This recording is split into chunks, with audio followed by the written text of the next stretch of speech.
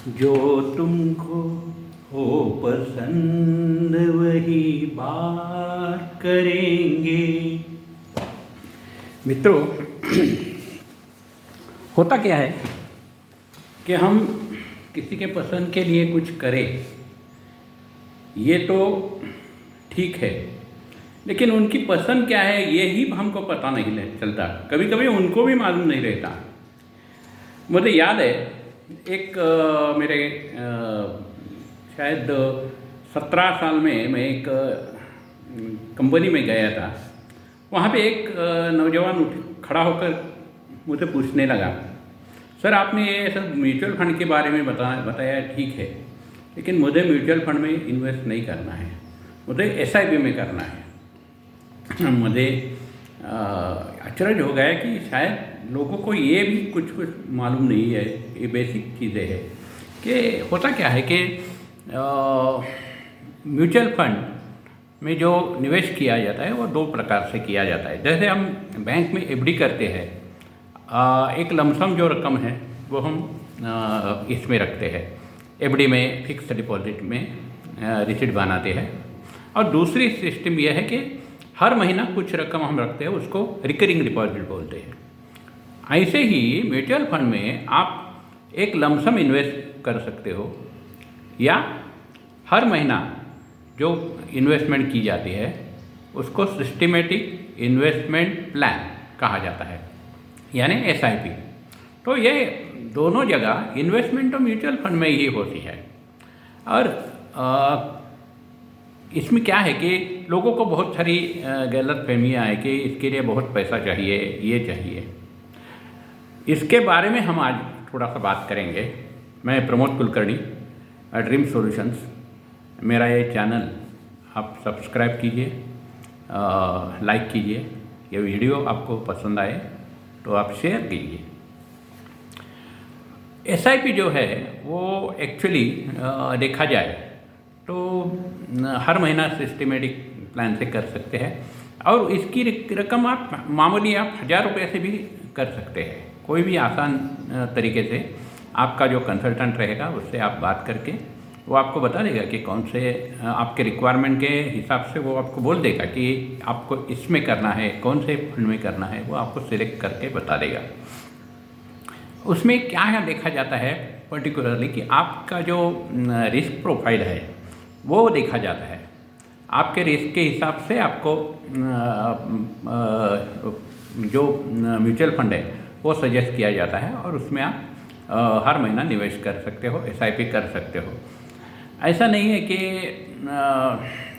इसके लिए एक कुछ समय एक ठीक है, ऐसा आप कभी भी कर सकते हो। आप मार्केट टाइम करने की इसके लिए ज़रूरी नहीं, क्योंकि आप जो इन्वेस्टमेंट करते रहेंगे उसमें आपको कभी भी किया तो एवरेज जो वोलाटिलिटी है मार्केट की, उसमें उसका कोई आपको तकलीफ नहीं होगा, क्योंकि उसमें आपको एवरेज आउट हो सकता है। जो आज कुछ कर सकते हैं, समझो आज मार्केट नीचे है तो आपको यूनिट ज़्यादा आएंगी, कम है बढ़ गया मार्केट तो कुछ यूनिट्स कम आएगी, लेकिन रेट अच्छा होगा वहाँ उस वक्त आपके निवेश का रेट रिटर्न्स दिखना शुरू होता है। इसके लिए अलग अलग सिस्टम है। आप अगर इक्विटी बेस में आप इन्वेस्टमेंट करते हो तो वो लॉन्ग टर्म में कीजिए, और इसमें क्या है कि ये टैक्स इफिशिएंट रहते हैं।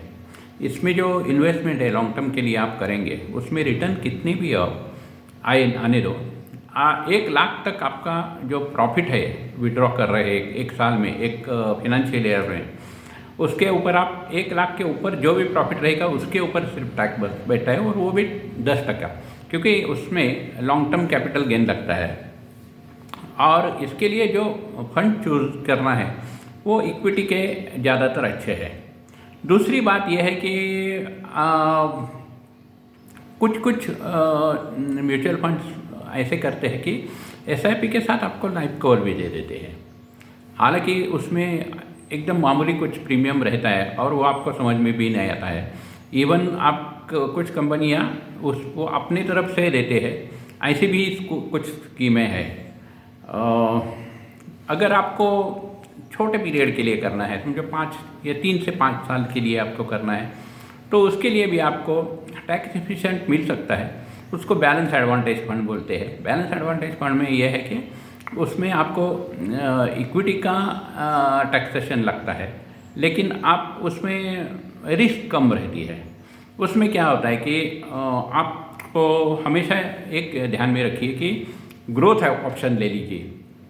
जब भी आपको टैक्सेशन अवॉइड करना है तो ग्रोथ ले लेना, क्योंकि अगर आप डिविडेंड का ऑप्शन ले लेंगे तो उसमें प्रॉब्लम ये आता है कि आप जो पैसा निकालते हैं उसके ऊपर डीडीटी बोलते हैं, डायरेक्ट डिविडेंड डिस्ट्रीब्यूशन टैक्स, तो ये टैक्स ना हो, इसलिए आप ग्रोथ ऑप्शन लेके इन्वेस्टमेंट कर सकते हैं। और इसमें बहुत सारे फ़ायदे ये है कि आप डेट में इन्वेस्टमेंट होती है, इक्विटीज़ में होती है, लार्ज कैप में होती है, स्मॉल कैप में होती है, या मिड कैप में होती है। ये सब क्राइटेरियाज मिलते हैं, हर एक सेक्टर में होती है। फिनेंशियल सेक्टर है, आईटी सेक्टर है, इंफ्रास्ट्रक्चर है, बैंकिंग है, फार्मा है, हर जगह पे इन्वेस्टमेंट थोड़ी थोड़ी की जाने की वजह से आपकी रिस्क जो है वो कम हो जाती है।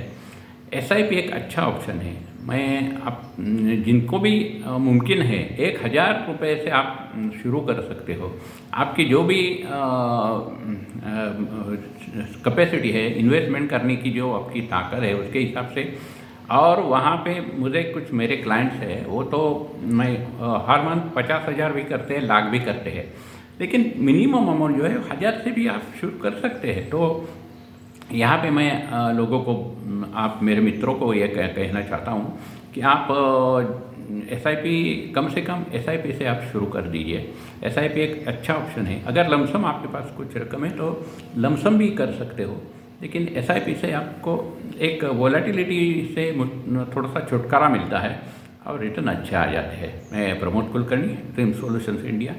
आपको अगर मेरा ये वीडियो अच्छा लगा तो आप लाइक, सब्सक्राइब और बेल का बटन बजाना मत भूलिए। यहाँ मैं रुकता हूँ।